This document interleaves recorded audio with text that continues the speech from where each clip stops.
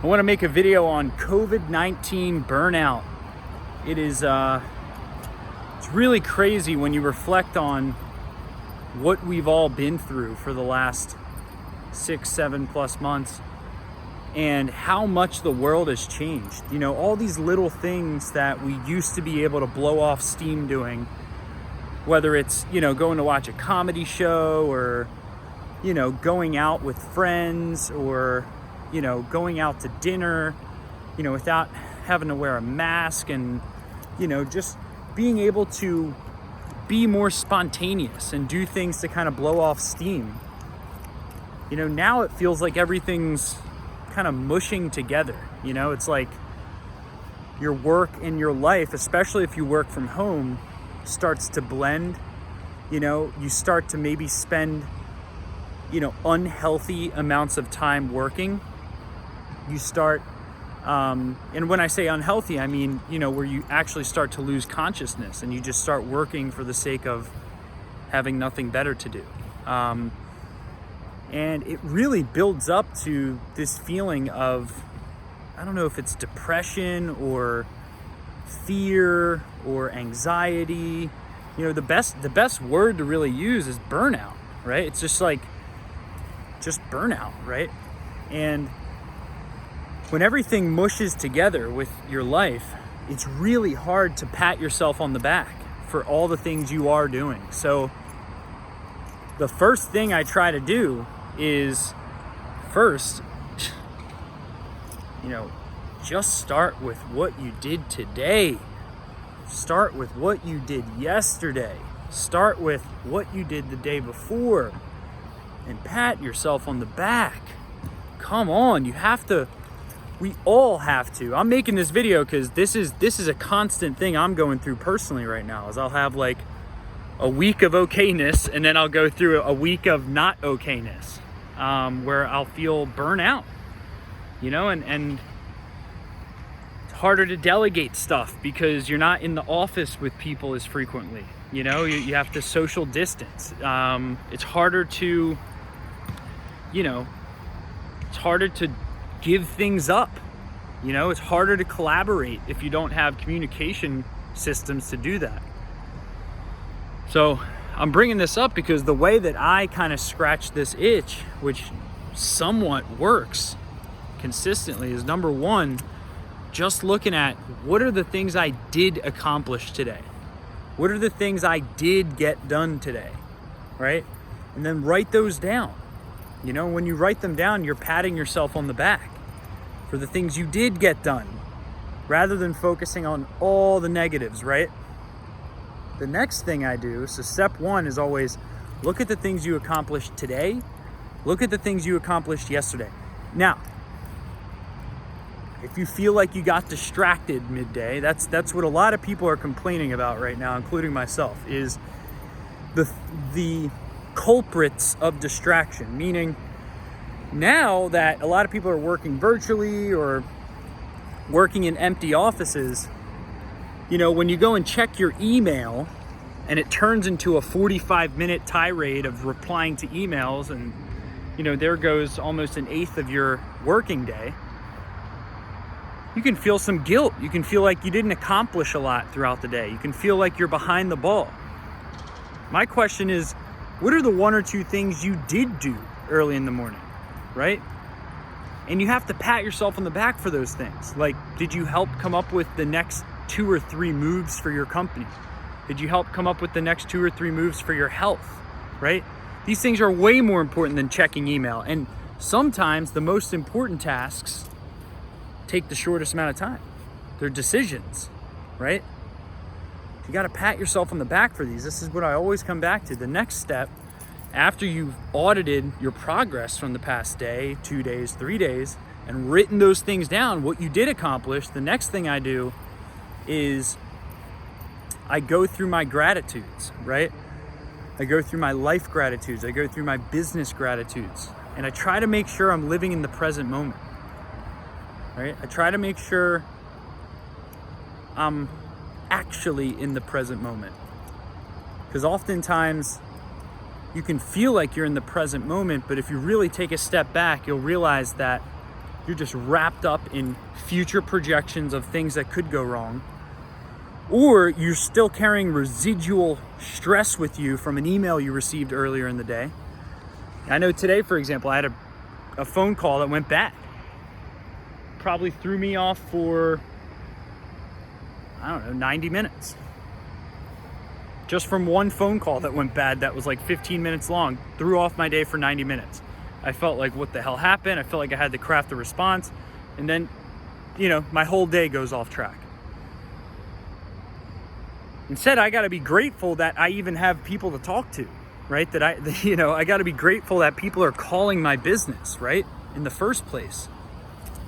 I got to be grateful for the fact that I'm walking right now, the fact that I'm breathing, the beautiful world that we live in. There's so much to be grateful for, but if we let little stress situations throughout the day just cannibalize our day for 90 minutes, it's really hard to feel productive at the end of the day. So that's step 2 for me personally, is I try to do a gratitude analysis. I write my gratitudes down every morning.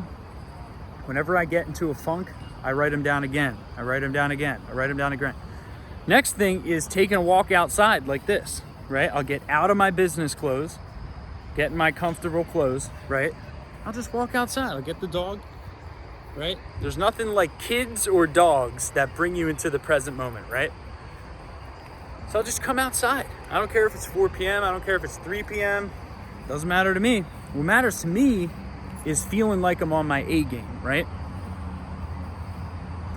So I'll come outside. That's step 3. So the 3 steps I follow to get kind of out of this feeling like I'm burning out, is step 1, I'll reflect on what progress I made, okay, which is different from gratitudes.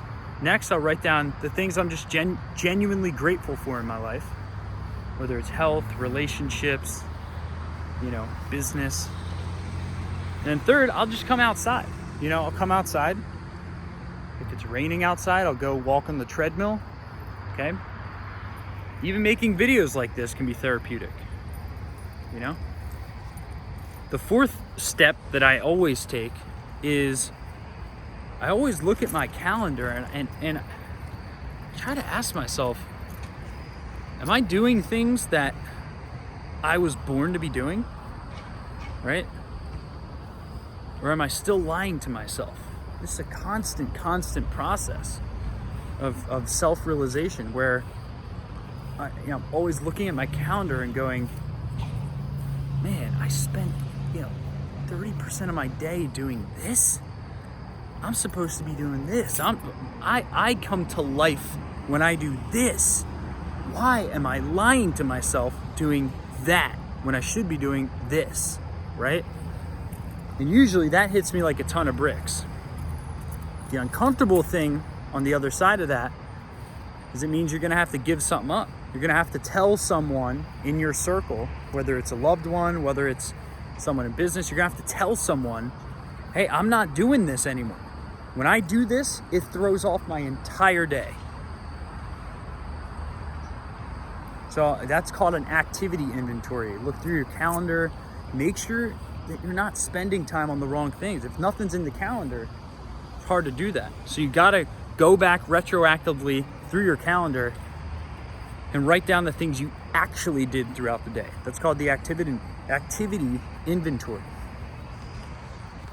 The next thing I do, if I'm feeling like I'm, kind of coming towards that burnout word, is I'll come back to my purpose, right? Come back to my purpose, because burnout actually doesn't exist. It's really a myth. It's really a lack of attachment to your bigger goal, right? Because if you're in the battlefield, and there's enemies coming with guns behind your back, right? You're not going to feel burned out. You're going to feel alive from the fear. And there's a clear mission. There's a clear target, right? And in business, it's so easy to lose track of the target because there's so many other things you could focus on other than the target.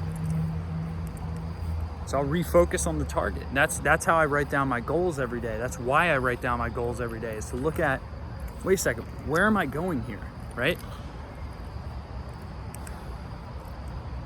I think one of the last steps I follow is I try to schedule something. God, scheduling something is so freaking powerful. Scheduling something shows a decision, it shows commitment. So what I just did in my calendar is I scheduled on this Friday, I'm gonna record 2 YouTube videos on Friday. I have Anthony in my office. He's gonna come in my office. We're gonna both film YouTube videos for 2 hours for a YouTube channel. Scheduled something. I committed to something, no matter how little, right? Committed to something I should be doing, okay? Committed to our next batch of events, our next 3 events. Committed to people I want on one of our upcoming shows. I committed to, 1 or 2 advertising strategies that we'd been pushing off. And I just sent messages to people and just said, hey, we're gonna do this. We're gonna sponsor this event. We're gonna do this. We're gonna do that. I always notice whenever I make a decision, all stress comes from the resistance of a decision in some way, right? All stress comes from you're resisting a decision that requires courage in some way. For me, that is. So if I feel like I'm in a funk, I'm gonna ask myself immediately, like, what's something I could do right now to get my adrenaline moving, right? What's something I can commit to that's gonna put me back in the battlefield? I don't know about you, but maybe I'm a weirdo, but when COVID-19 hit, I never felt more alive than ever in my life before. I never felt more alive than that. I created a webinar show from scratch. I learned how to hold webinars in the first place. I learned how to solicit speakers on a talk show. I learned how to sell via a webinar. I learned how to revitalize our business. But that's because there was a clear threat in the environment. People think threats are bad things. If you have a clear mission, creating a threat is what great war admirals do. It's what great leaders in war do, is they will explain the enemy. They will get the teams behind them to see and fully feel the enemy, right? And if you're not feeling an enemy anymore, that means that you're resting on your laurels, you're complacent, you're comfortable. Why would you feel motivated if there's no enemy, if there's no reason to feel motivated? So re-articulate, hey man, I got some serious competition coming for me. I got X business, X, Y, got X business. Remind yourself of the fear of the enemy. Let that light you up. Feeling this way is so easy right now. Feeling the COVID-19 burnout is so easy right now. So easy. Set your goals. Reflect on your gratitudes. Okay? Look at the progress you made from yesterday. Go outside. Schedule something. Make a commitment. Right? Do the things that put you in, propelling you into action. Right? And understand that you got to do whatever it takes to separate. The last thing I'll say is, listen, if you're not batching your time, if you're just going through your day with random impulses of motivation, and you're not batching your time in 50 to 90 minute chunks, you put on timers to make sure you get up from your computer every 90 minutes, you go walk around, you stretch, you do deep breaths, you pound your back of your body, right? Warm yourself up. You're gonna feel like everything's a mush if you don't do that. So I gotta always remind myself, like, am I just pounding through to-do list item after to-do list item and then ending the day like, what the hell happened? Or am I managing my calendar and myself in a way that revitalizes and re-energizes me? So I hope this video is helpful for you. Just going through some things that I do to help myself. Come here, Jade, come.